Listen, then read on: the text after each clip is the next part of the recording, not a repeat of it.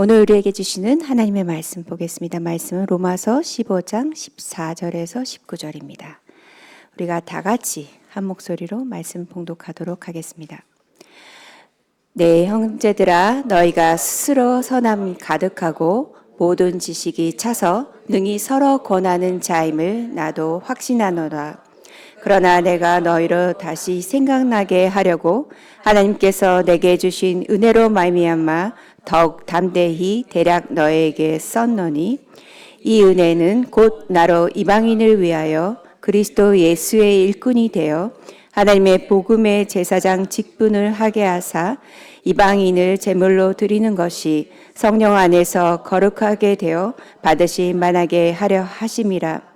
그러므로 내가 그리스도 예수 안에서 하나님의 일에 대하여 자랑하는 것이 있거니와, 그리스도께서 이방인들을 순종하게 하기 위하여 나를 통하여 역사하신 것 외에는 내가 감히 말하지 아니하노라.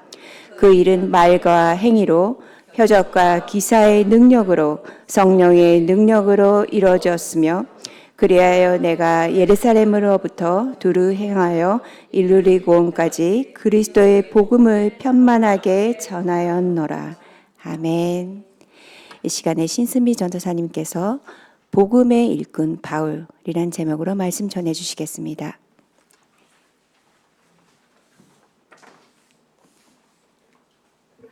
오늘은 로마서 말씀, 로마서 15장 두 번째 말씀 시간입니다. 자, 우리는 로마서 1장부터 여기까지 왔습니다. 로마서 1장부터 11장까지는 어떤 말씀이었습니까? 믿음으로 의롭게 된다 라는 그야말로 기독교 구원사의 대서사를 함께 살펴봤습니다. 또 12장부터 그리고 15장 지난주까지는 무엇이었습니까? 우리가 믿은 자로서, 먼저 믿은 자로서 우리는 어떻게 세상을 살아야 되는가, 그 실천에 대한 부분을 살펴봤습니다. 오늘의 본문 말씀은요, 사도 바울의 개인 간증 말씀입니다. 자, 사도 바울은요, 로마서 15장에서 자신이 로마서를 기록하게 된 이유를 설명합니다. 그리고 자신의 개인의 소명이 무엇인지도 밝히게 됩니다. 아주 간략하게 밝힙니다. 그리고 자신은 로마의 교회를 방문할 계획이 있으니 그 일을 위하여 로마의 교회 성도님들 나를 위해서 기도해 주십시오 라고 이렇게 기도를 요청하게 됩니다. 자, 바울은요, 로마서 15장 14절에서 로마의 성도님들을 칭찬을 해줍니다. 첫 번째 칭찬하는 것은 이것이었습니다. 로마의 성도들에게 무엇이 있었냐? 바로 선함이 가득했습니다. 헬라어로, 신약의 원문인 헬라어로 이 선함을 여러 가지로 표현하고 있는데요. 오늘의 이 선함의 헬라어는 아가도시네라는 것입니다. 아가도시네.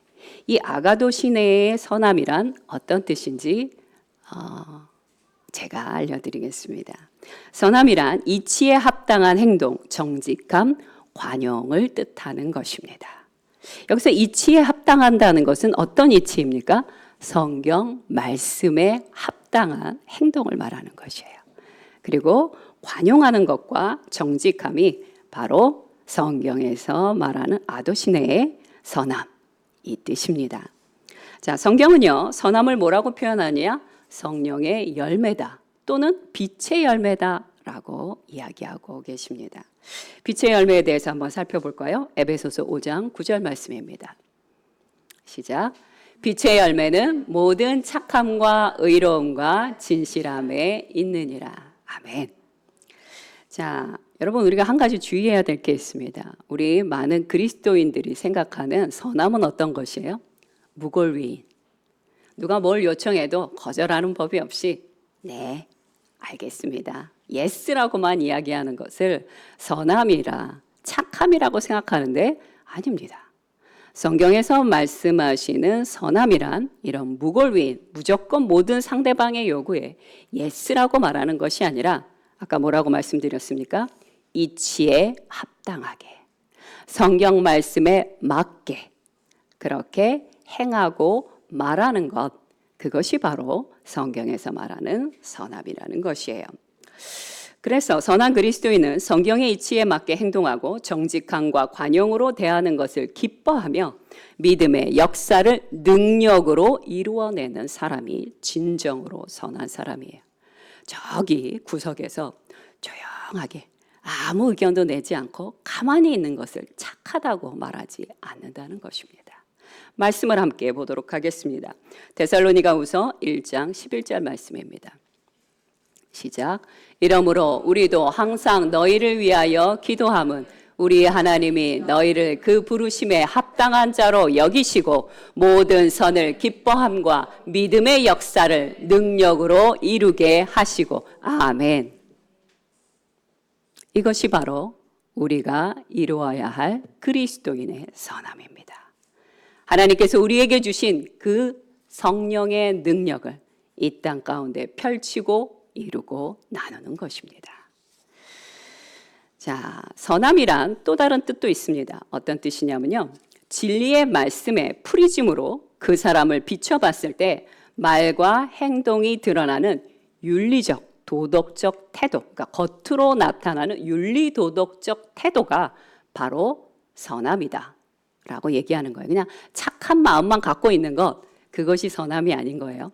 밖으로 드러나게 되는 것, 그것이 바로 선함인 것입니다. 자, 그 당시 로마의 교회는 어떤 상태였냐면요, 칼리큘라 아십니까? 어디서 많이 들었는데 굉장히 포악하고 잔인한 왕이었어요. 또 굉장히 부도덕한 왕이었습니다. 이 칼리큘라의 이 폭정 속에서도 로마 교회의 성도들은요, 서로가 서로를 돌보며 하나님의 말씀을 따라 세상에 나가 영향력을 끼쳤습니다. 그러니 사도 바울이 칭찬할 만한 것입니다. 또 두 번째, 로마 교회 성도들에게 있는 귀한 칭찬할 만한 부분은 무엇이었냐면 그들에게 충만한 지식이 있었다는 것이에요. 여기서 충만이라는 것은 헬라어로 그노시스입니다. 그노시스 많이 들어보셨을 것이에요. 그노시스는 두 가지의 의미로 해석할 수가 있습니다. 첫 번째 해석은 무엇이냐면 어떤 지식의 내용을 그냥 머리로 기억하는 것이 아니라 알아가는 행위에 경험적인 지식을 그노시스라고 말하는 것이에요. 예를 들어 보겠습니다. 그냥 이렇게 글을 읽고 알았다가 아니에요.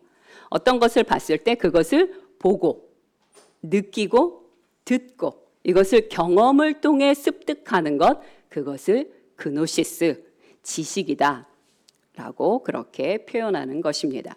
자, 로마의 성도들은요, 하나님의 말씀을 대면했을 때 그것을 그렇군요 하고 깨닫는 것으로 끝내지 않았어요.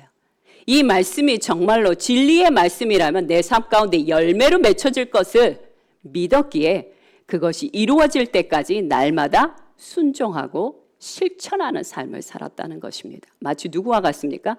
베레아 사람들처럼 말입니다. 사도행전 17장 11절 말씀을 함께 보겠습니다. 시작. 베레아에 있는 사람들은 데살로니가에 있는 사람들보다 더 너그러워서 간절한 마음으로 말씀을 받고 이것이 그러한가 하여 날마다 성경을 상고함으로. 아멘. 바로 이 베레아 사람들처럼 로마 교회 성도들도 이렇게 말씀에 대한 실천력이 뛰어났다는 것이에요. 자, 두 번째, 그노시스는 어떤 뜻이었냐면요, 초대교회 당시, 그러니까 1세기부터 4세기를 초대교회 당시라고 표현할 수 있는데요. 바로 그 1세기부터 4세기 사이에 성도들 사이에서 주로 통용됐던 영적 지식을 일컫는다고도 볼 수 있습니다. 왜 과거에 한 10년 전에는 몰랐던 단어인데 최근 우리들 사이에서 누구나 말해도 다 아는 그런 단어들처럼 바로 이 초대교회 시대의 그노시스는 하나님의 영적 신비를 아는 영적 지식이라는 말로 통용이 됐다는 것입니다. 영적 지식이란 무엇이냐? 보혜사 성령께서 깨닫게 해주시는 하나님의 진리의 말씀을 말하는 것입니다. 골로새서 3장 16절 초반절 말씀만 함께 보겠습니다. 시작. 그리스도의 말씀이 너희 속에 풍성히 거하여 모든 지혜로 피차 가르치며 권면하고. 아멘. 자, 그노시스에 대해서 제가 가끔 말씀드렸지만 그래도 여러분의 기억을 새롭게 하기 위해서 한 번 더 보도록 하겠습니다. 그노시스파에 대해서 함께 보겠습니다. 시작. 초자연적 지식, 그노시스를 소유할 때 구원받는다는 이원론 사상. 이원론 사상 무엇입니까? 영은 거룩하고 육체와 물질은 하찮게 여기는 것입니다. 다시 시작. 자신들만이 구원에 이르게 하는 비밀스러운 지식을 가졌다고 주장. AD 1세기 중엽에 발흥해서 2에서 3세기를 풍미하다가 4세기경 만이교에 흡수되었다. 이 그노시스파라고 하면요, 바로 하나님 안에 있는 이 영적 지식에만 몰입했던 이단을 말하는 것이에요. 여러분, 하나님의 말씀 안에는 반드시, 기독교 안에는 영적 지식이 있어요. 신비로운 영역이 있습니다. 그러나 이것에만 몰입하게 되면 우리는 이것을 뭐라고 부릅니까? 이단이라고 부르는 것이에요. 극단으로 치우치는 것, 바로 이단인 것입니다. 이 그노시스파는요, 예수님이 육체를 입었을 리가 없다고 주장했어요. 그럴 리가 없다. 예수님은 인간이 아니셨고 그냥 영적인 실체셨다. 그러니 당연히 이단이라고 명할 수밖에 없는 것입니다. 자, 또 세 번째, 이 로마 성도들에게 칭찬할 만한 것이 있었는데 그것이 무엇이냐? 그들은 능히 서로를 권면할 만한 성숙함이 있다는 것이었어요. 자, 여러분, 여기에 권면하다, 권하다라는 것은 헬라어로 노우스테데오라고 합니다. 근데 이 노우스테데오라는 이 권면하기 위해서 꼭 필요한 두 가지 조건이 있는데 그 두 가지 조건이 무엇이냐? 바로 무엇이냐면 선함과 지식입니다.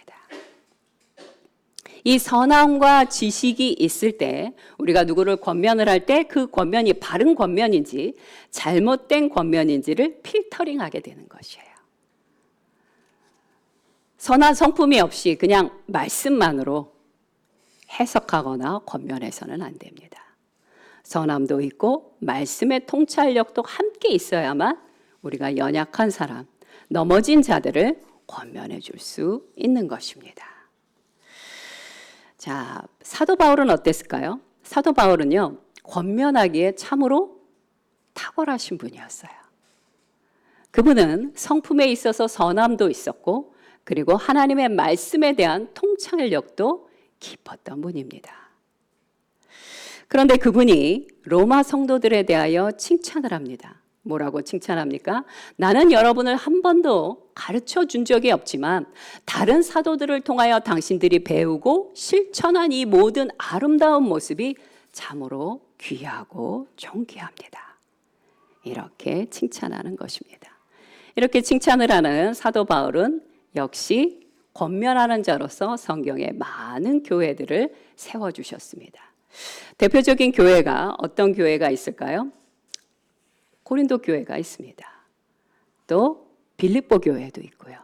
많은 교회를 사도 바울은 자신의 탁월한 성품과 그리고 지식으로 그들을 권면해 주었습니다.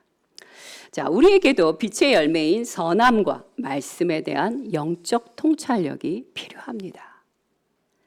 만약 여기 계신 여러분들만이라도 하나님의 착한 성품, 성경의 이치에 맞는 그 선함과 말씀에 대한 영적 통찰력, 이 두 가지가 정말 계신다면 여러분들이 가시는 곳마다요, 엉켜있던 문제들이 해결될 것입니다. 그리고 어둠이었던 곳이 빛으로 빛을 발하게 되는 것입니다. 이치에 맞게 모든 일들이 정리가 되어 우리가 지나가고 난 그 다음에 그 길을 걷는 모든 자들이 와, 이곳은 참으로 단정하고 아름다우며 질서가 있다라고 그들은 그렇게 감탄하게 될 것입니다. 그러니 많은 사람들이 이것에 대하여 알고 있고 행할 수 있도록 도와주어야 하는 것입니다. 디도서 1장 9절 말씀을 함께 보겠습니다. 시작. 미쁜 말씀의 가르침을 그대로 지켜야 하리니 이는 능히 바른 교훈으로 권면하고 거슬러 말하는 자들을 책망하게 하려 함이라. 아멘. 이것이 바로 권면하는 자들에게 있어야 되는 것이고 해야 하는 일입니다. 저는 사실 토요일 날 사람을 잘 만나지 않습니다.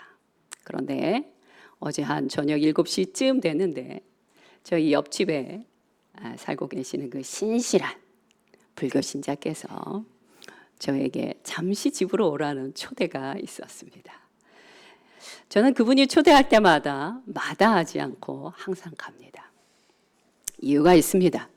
무슨 이유가 있냐면 그분은 항상 저를 초대하실 때 맛있는 간식을 준비해 놓기 때문입니다.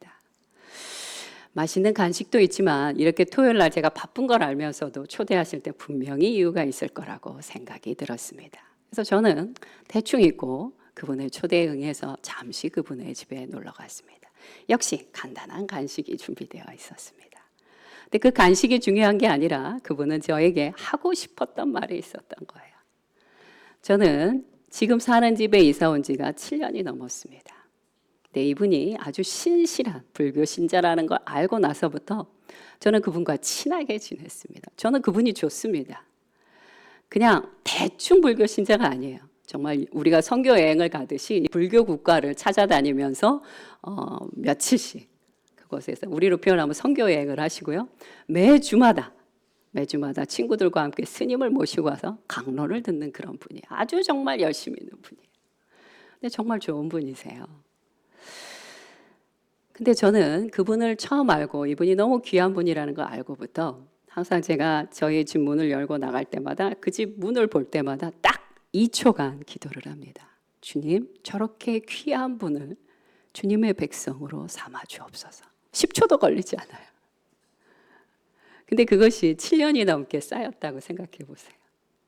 얼마나 그 긴 많은 기도가 간구가 되었겠습니까? 하지만 저는 그분에게 단 한 번도 복음을 전하진 않았어요. 그분은 너무나 철두철미한 분이시기 때문에 그냥 기독교에 대한 반항만 얻기를, 반대적인 마음만 얻기를 바라는 마음으로 잘 지내왔습니다. 그런데 드디어 어제 제가 그 집에 갔더니 아름다운 꽃다발이 하나 있었습니다.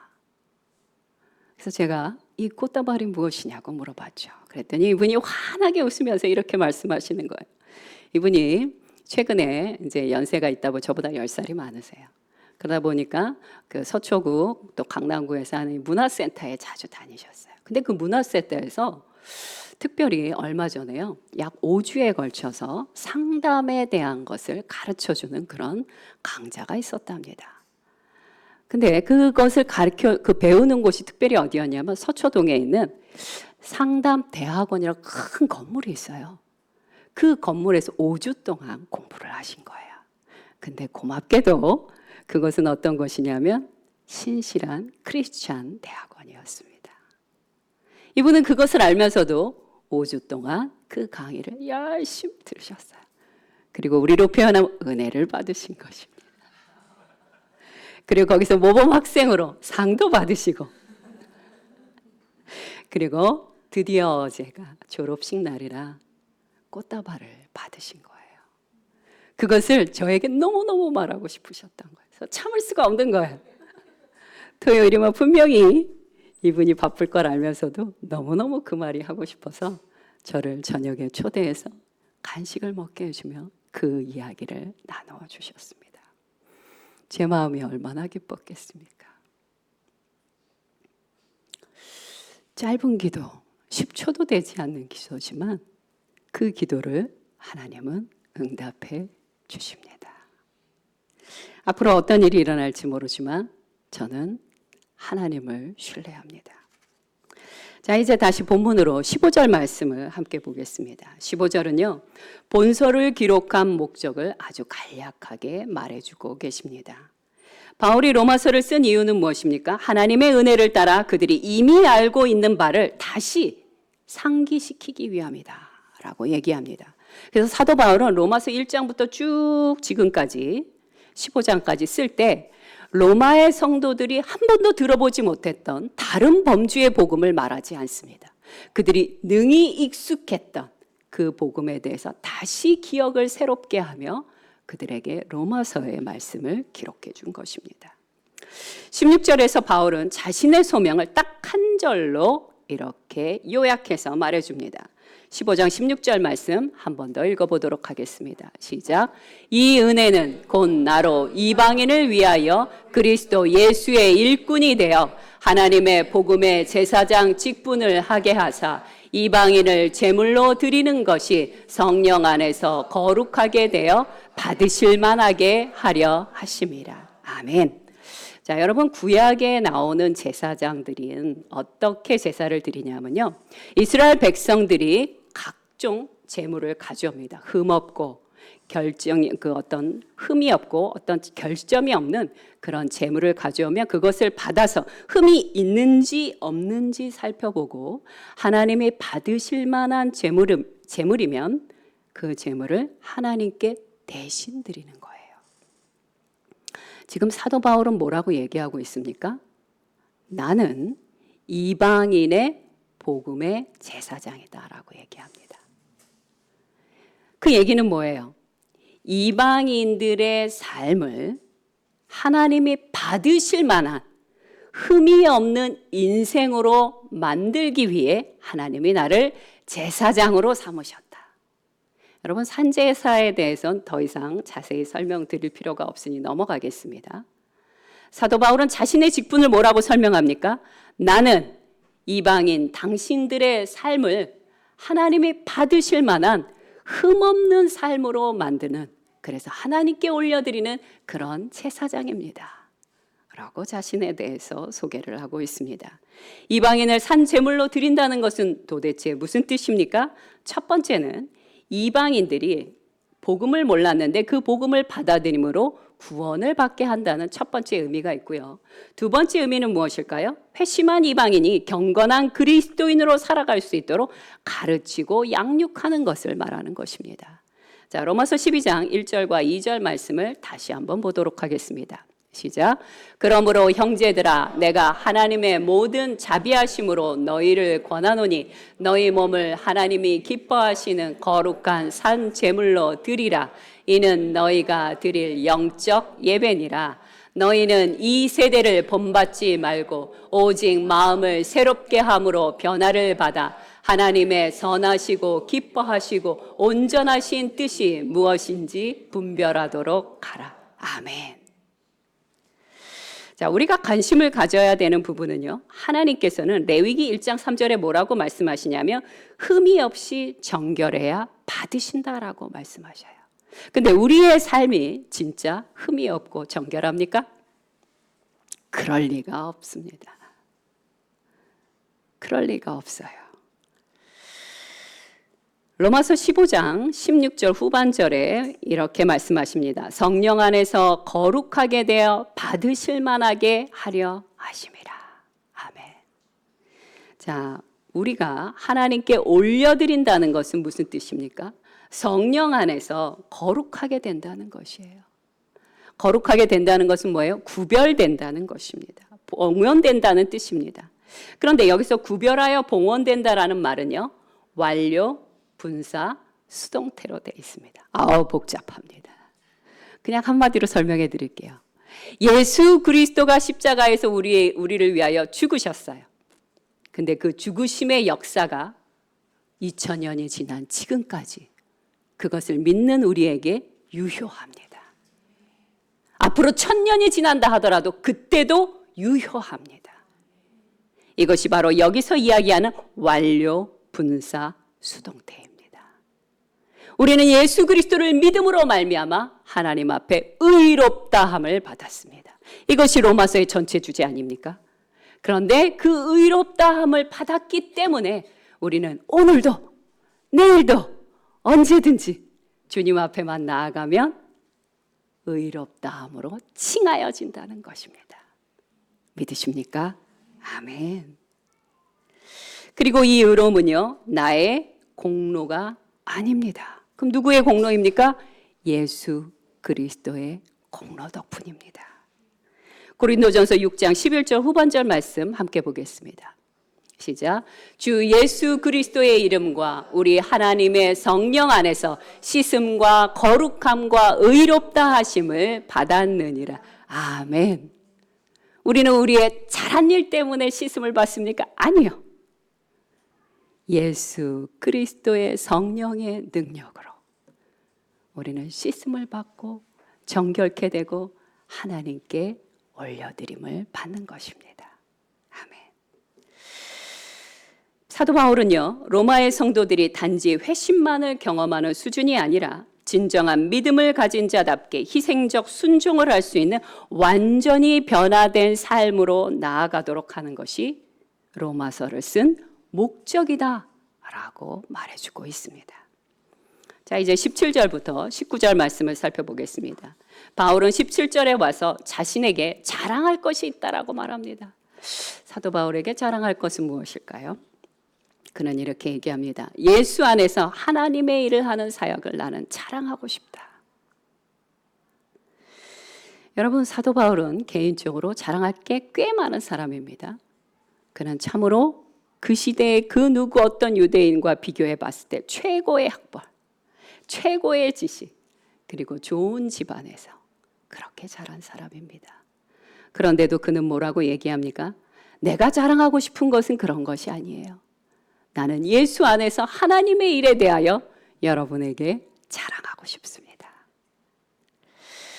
그는 다른 곳에서 이와 같이 고백했습니다. 빌립보서 3장 8절에서 9절 초반절까지만 보겠습니다.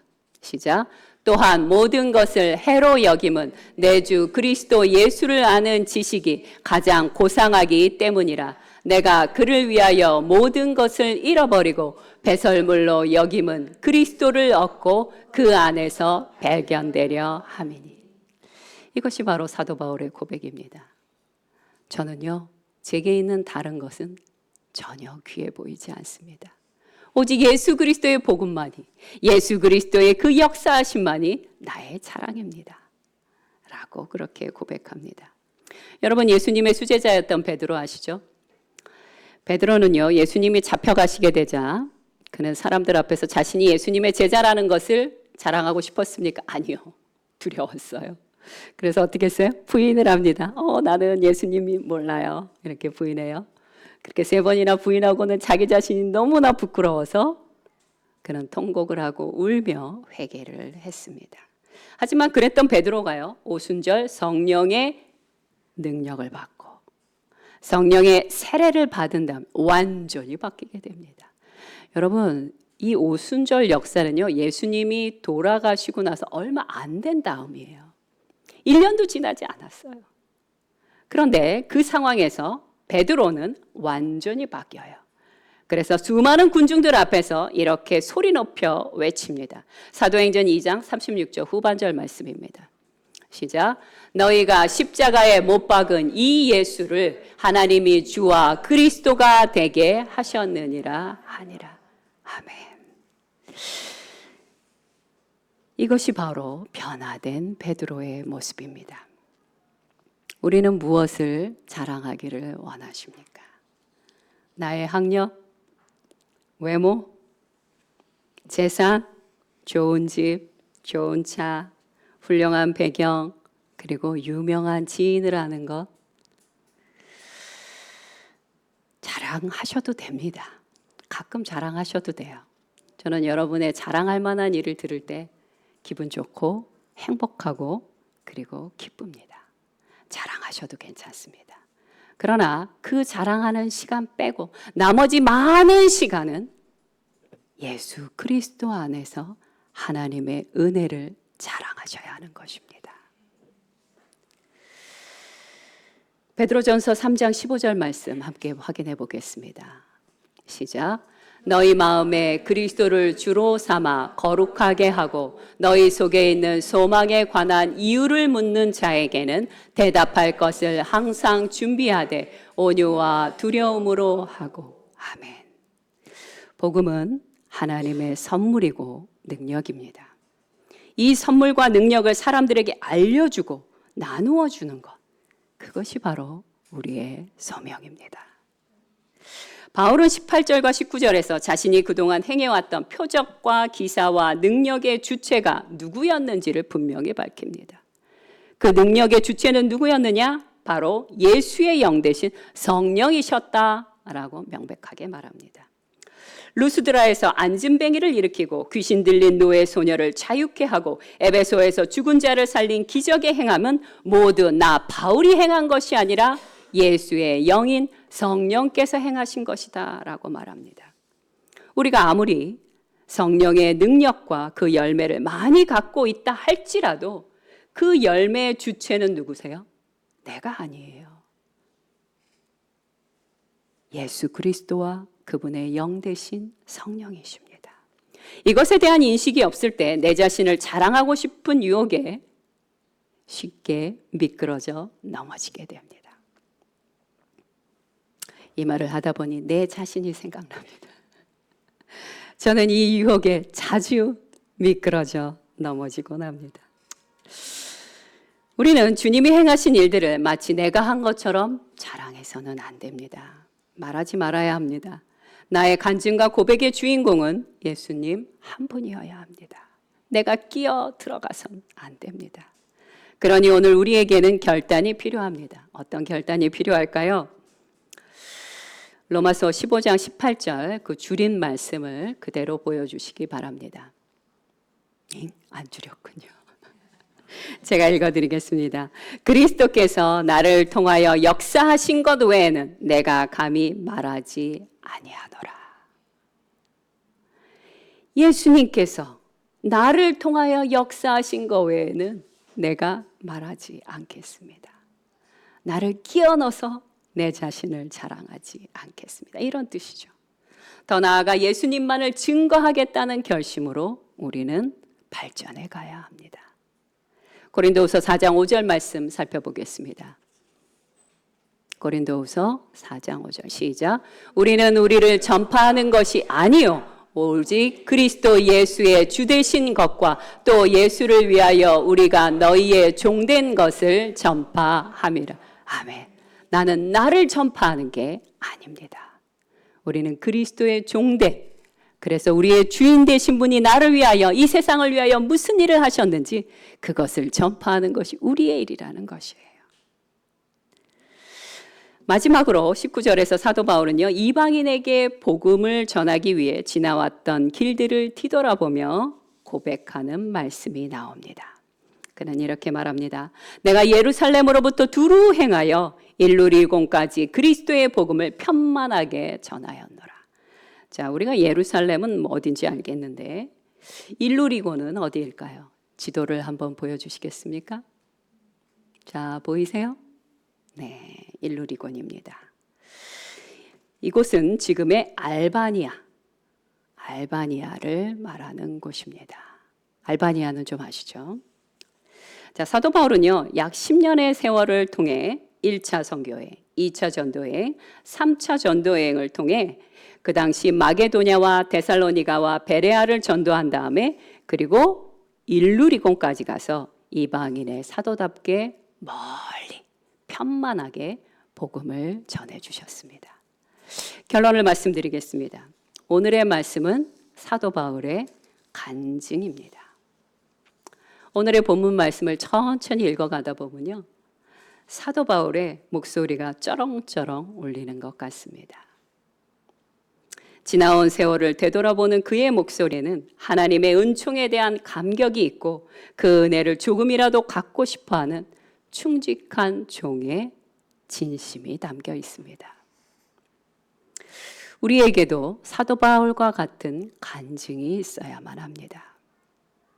죽은 자를 살리고 어린 소녀에게 들린 그 귀신을 내어쫓는 기적은 아닐지라도, 그 기적도 있으면 좋지만 그 기적까지는 좀 아니더라도 하나님을 사랑하기 때문에 하나님의 말씀의 이치에 맞는 착하고 선한 마음으로 오늘의 현실을 말씀과 인내로 버티고 이겨내는 소박한 간증들로 가득하기를 간절히 소망합니다. 함께 기도하겠습니다.